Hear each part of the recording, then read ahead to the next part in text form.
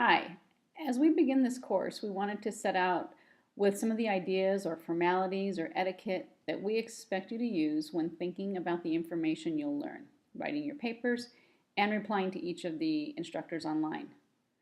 We, of course, expect you to each be polite and respectful of each of our own differences, but comments should be made in a way that are respectful and respectful of other people's different views and posed appropriately in the context of this public forum. So the first thing that I wanted to address in regards to special disability etiquette is the term people first language. So in this course, we expect you to use people first language. In general, the term reminds us that we're going to discuss people as people first. Then, if you need to, for whatever reason, add their disability or feature something about them to categorize someone or label someone, then you include that second. As an example, you might say the Down syndrome boy. Well, we don't want you to say that. You should say the boy with Down syndrome. First, he's a boy. So I looked it up in the Wikipedia, and people first, because it's not really something you can look up research on. There are websites on people first language and people first groups and such, but it's more of a culture and a common way of speaking. So I looked it up on Wikipedia, and it says it aims to avoid perceived and subconscious dehumanization when discussing people with disabilities, and that's the key, dehumanization, okay? The basic idea is to impose a sentence structure that names the person first, the condition second, like I said. People with disabilities rather than disabled people, in order to be emphasized. They're all people first.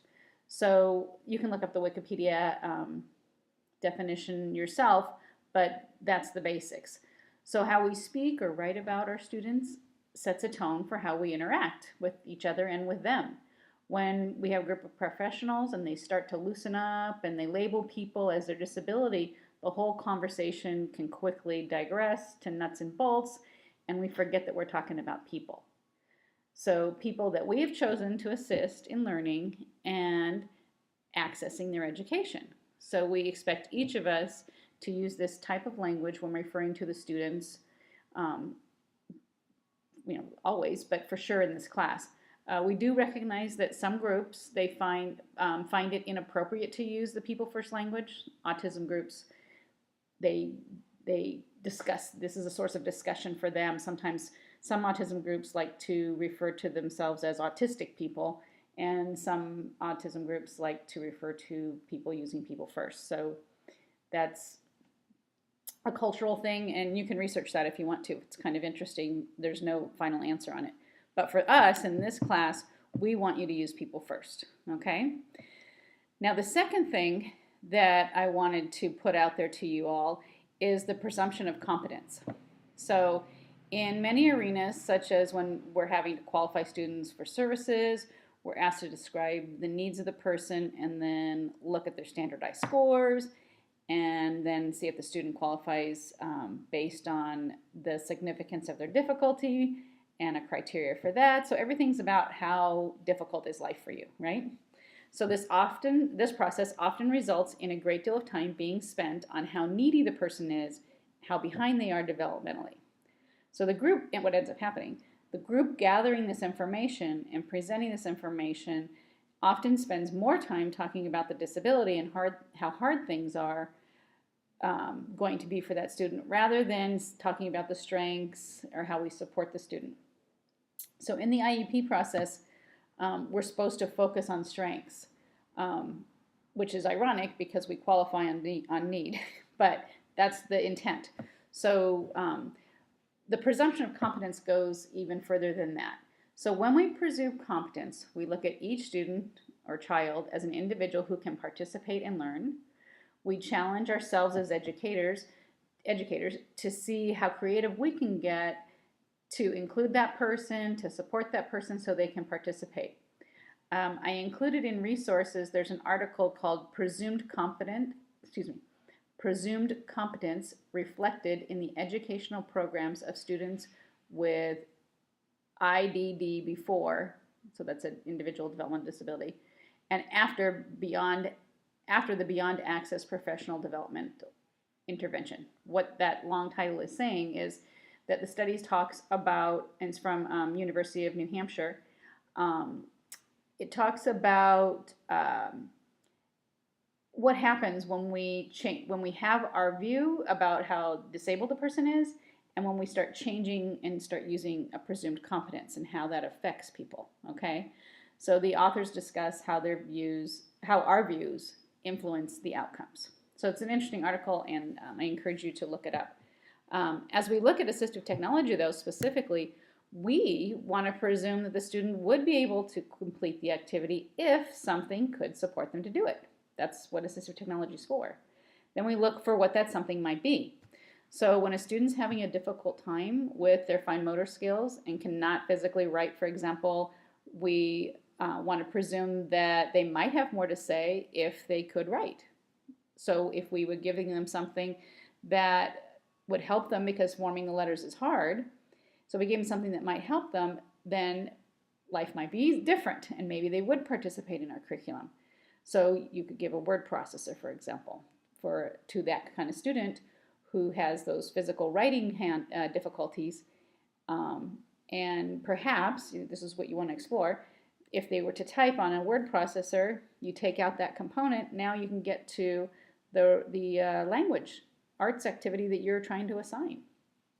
Because he's not having to work on how do I make the letters, he's just working on how do I say what I want to say, which for a language arts activity is what you want to know, right?